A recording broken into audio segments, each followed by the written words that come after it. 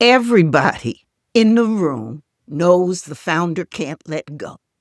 The staff whispers it, the board talks around it, and the successor is trying to leave through it, but nobody wants to be the bad guy.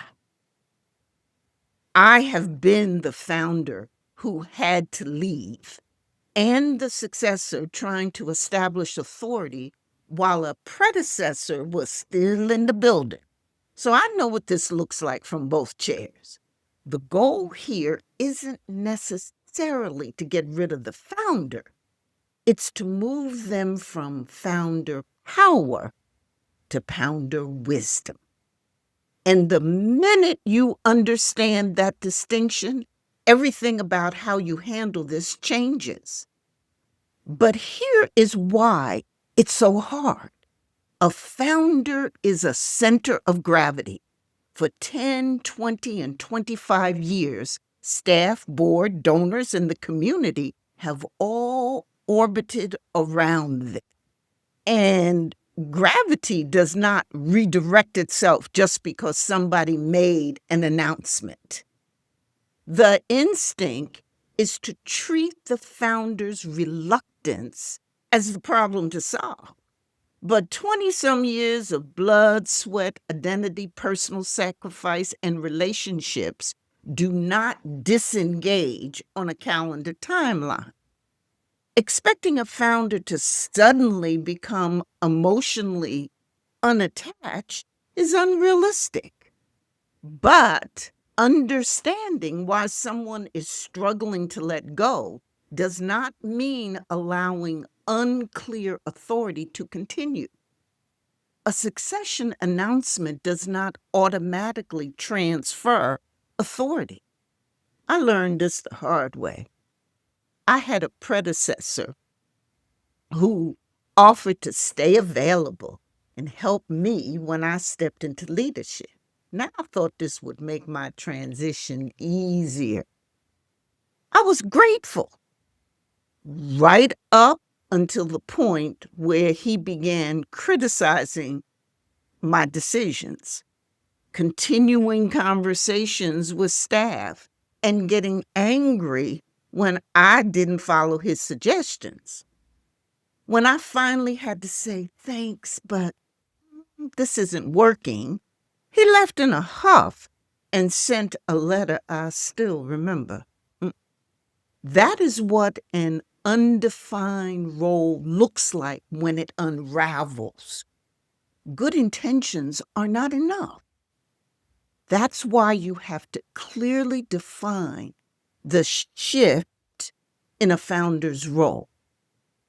Founder power means directing staff, approving decisions, overriding the successor, acting as the organization's unofficial spokesperson, essentially functioning as a second CEO. That's founder power. And if everyone is still orbiting the founder, the successor may have the title, but they don't really have the authority. On the other hand, founder wisdom means preserving institutional history, making donor introductions, and explaining why the organization exists. The founder helps shift that gravitational center to the successor instead of competing with it. But that shift does not happen by accident. Board does not cause this problem, but the board is often the reason it gets worse than it needs to be. This cannot be left entirely to the founder and successor to work out privately. The board gave the successor authority, so the board must help protect that authority. The board's job in succession is not to referee, it's to define the new boundaries. Because if nobody is responsible for enforcing the boundaries, they aren't really boundaries. But before I ask a board to enforce these boundaries as a strategic advisor, there's a more difficult question that I ask the board. Can this board actually tell the founder no? Think about it. Was this a board the founder largely built? Have these board members spent years looking to the founder for direction? Does most of what they know about the organization come through that one person? Are they treating their gratitude for what the founder built as a reason not to challenge them? Call that the gratitude trap. Gratitude turns into deference, and deference turns into paralysis. And a board caught in the gratitude trap can't protect the successor's authority. Because if the answer is no to my question, the board may have given the successor the title, but not be prepared to protect the authority that comes with it. That's why a boundary needs an actual enforcement mechanism, not just a simple nod of agreement. The board has to decide in advance exactly what happens when a boundary violation happens. But the board creating structure is just the first step. How do you actually define what that new role is so that it works? When I left one of the organizations I founded, the board asked me to work directly with my successor. But this time, I wouldn't let it be just, I'll stick around and help however I can. We defined parameters. My job was to help strengthen the successor and focus on his success rather than me remaining the center of the organization. I had no formal or informal contact with staff or the board. My scope was focused entirely on introducing him to donors and key partners in a way that transferred relationship capital, not just title. Now, the origin story belongs to the founder. There are ways to honor and celebrate that, but the operational authority must be transferred completely and visibly to the successor.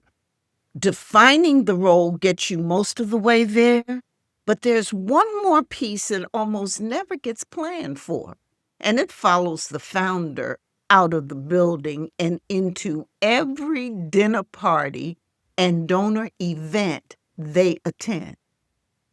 The founder's words after they leave carry the weight of organizational policy, whether they think of them that way or not.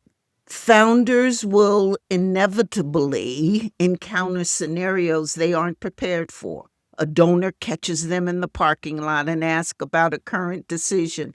A staff member calls them to complain about the successor. A longtime supporter at a gala doesn't even know leadership changed. To staff, donors, and supporters, the founder's words still carry authority. So let's do what I call the parking lot test. Those 60-second conversations at the gala, at the dinner party, either reinforce the successor's authority or begin to undermine it. And the founder won't pass that test if nobody practiced it with them beforehand. So instead of hoping they improvise correctly, you have to literally rehearse and talk about the response.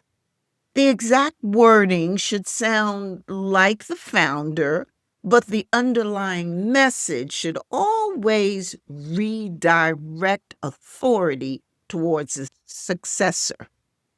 Have some practice sessions with the founder, saying something like, and this is what the founder would say, Thank you so much. I'm so proud of what the organization is doing, and Jordan is doing a fantastic job. If you connect with them directly, I know they'll be able to help you. That language protects the successor's authority and stabilizes the organization, but it has to be intentionally thought about and created. And that brings us to the deepest question. When someone has spent decades being Jordan from XYZ organization, leaving raises the huge question, who am I now? Good succession planning shouldn't only answer what happens to the organization. It must also consider what happens to the founder. That identity question, what comes next for me, has to be part of this planning, not an afterthought. Because without a clear sense of what comes next, it can be much harder for the founder to stop returning to the identity and role they've known for decades. And if you're wondering how to get your board into this conversation about succession and what comes next before it becomes a crisis, click the video on the screen and we'll talk about how to do that right now.